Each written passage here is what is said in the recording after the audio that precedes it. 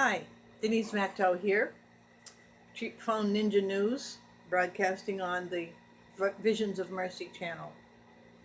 I am going to read to you a little bit from a 2009 article in the New York Post written by Alex Ginsberg. Okay, May 12th, 2009. And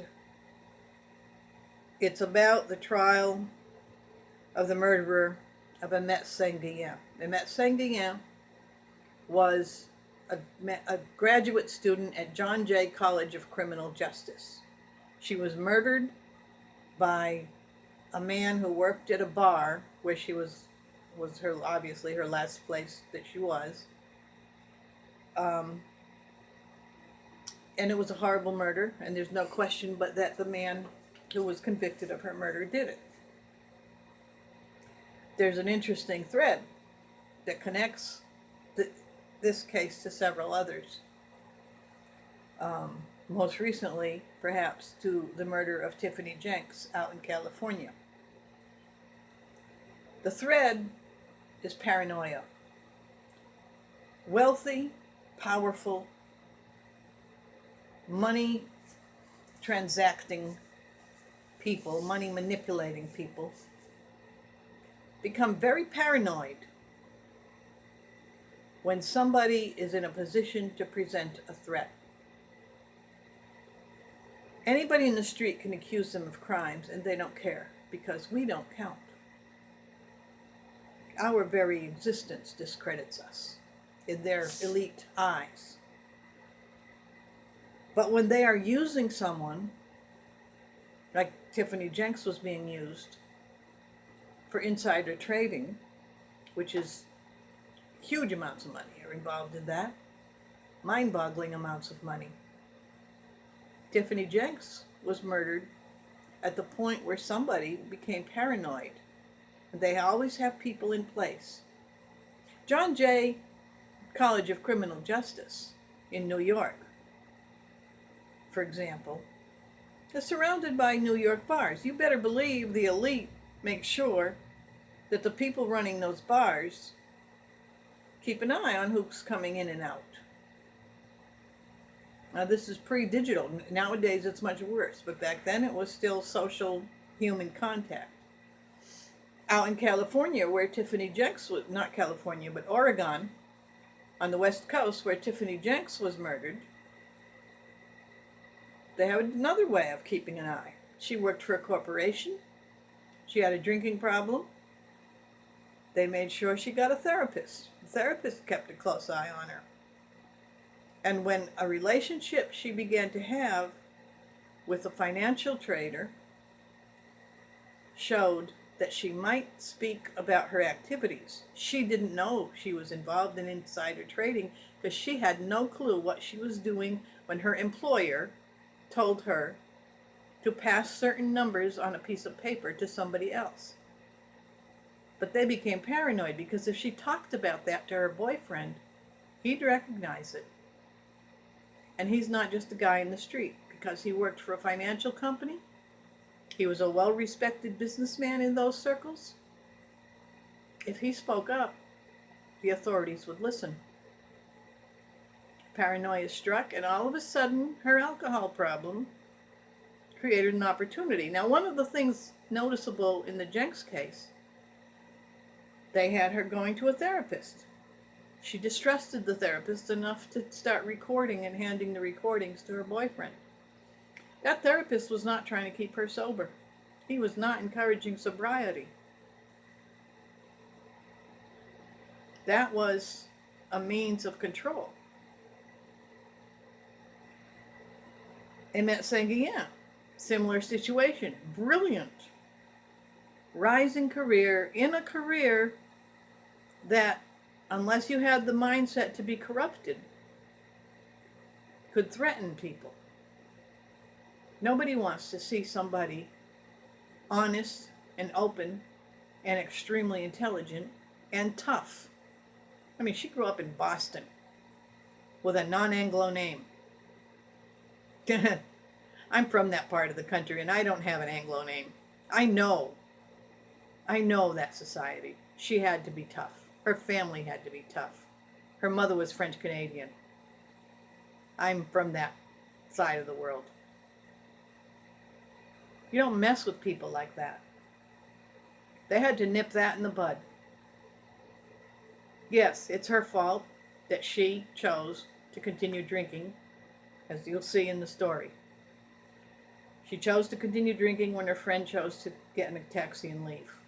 And then she was murdered. And it was a crime of opportunity. But why would the powerful owner of that bar keep a bouncer who was known to be sexually predator on the women? Because that's a useful individual to have in your employ.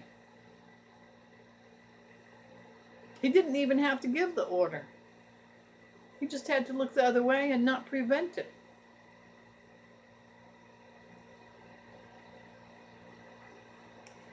I'll read a little bit now. Okay, this is a 2009 article, May 12th, 2009. Gasps of shock. They'd been inseparable since the 8th grade, but Claire Higgins tearfully told a Brooklyn jury the last time she saw her best friend Immette St, the two parted in anger. As I watched her walk away, jurors listened as Higgins, 27, recounted bickering about whether to leave the Pioneer Bar on the Lower East Side on the morning of February 25th, 2006.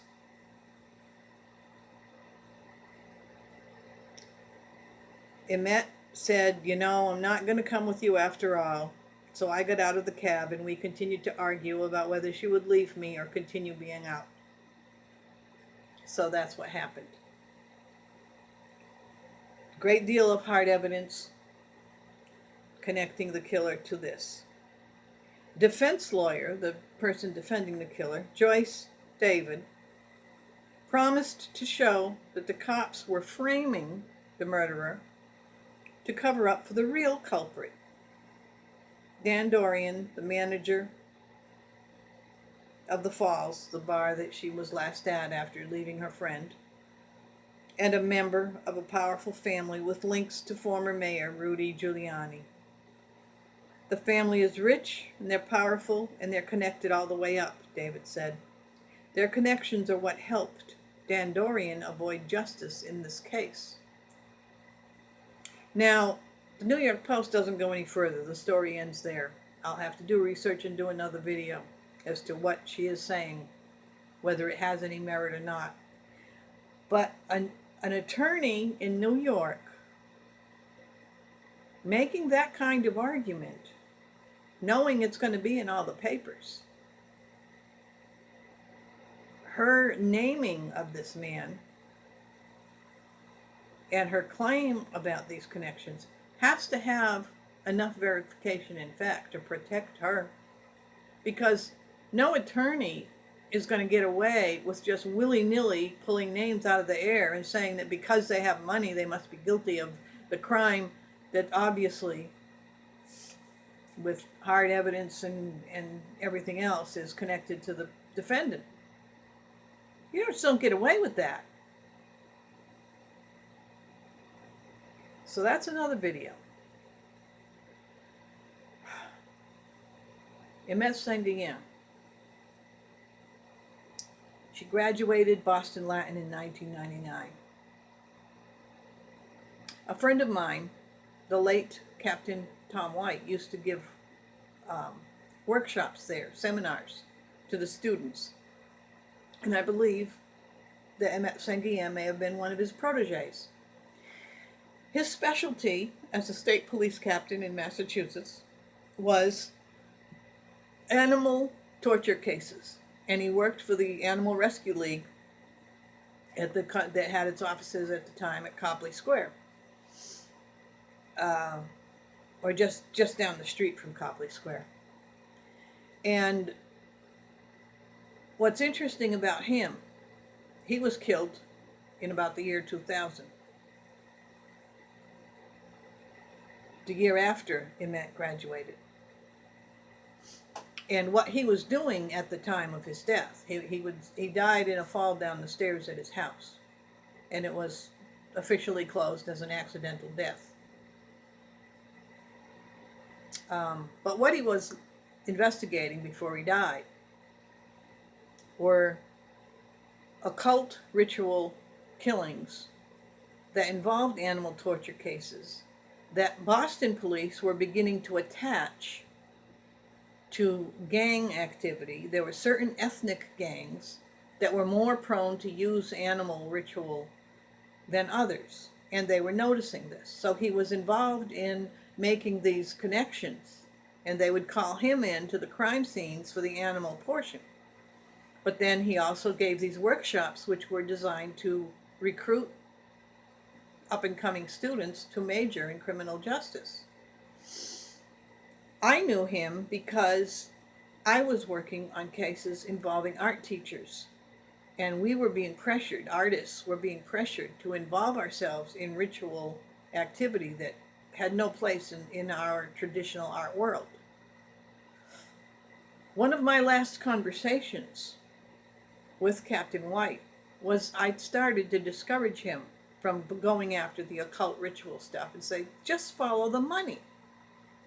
These art grants that I was worried about, the money that I saw being moved into criminal hands through criminal means with federal funds, they were being moved through art grants in my case.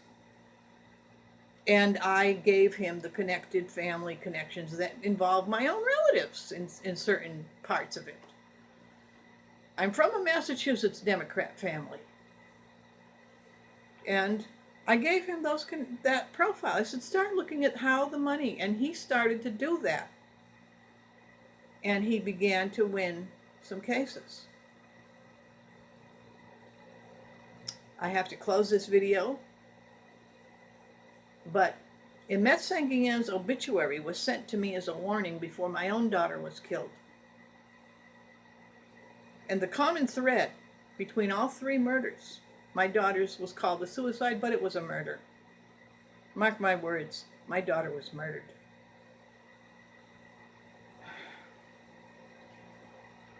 The common thread in all of these is that these young women, either directly or indirectly, instilled fear in a certain specific group of elite American people. And there is a Portland, Oregon connection directly with the transaction I witnessed in Massachusetts in 1993 that set my family, myself and my daughter, up as targets. I got out of there. I got to Texas. I found safe haven. I couldn't get my daughter out. She was preparing to leave when they killed her.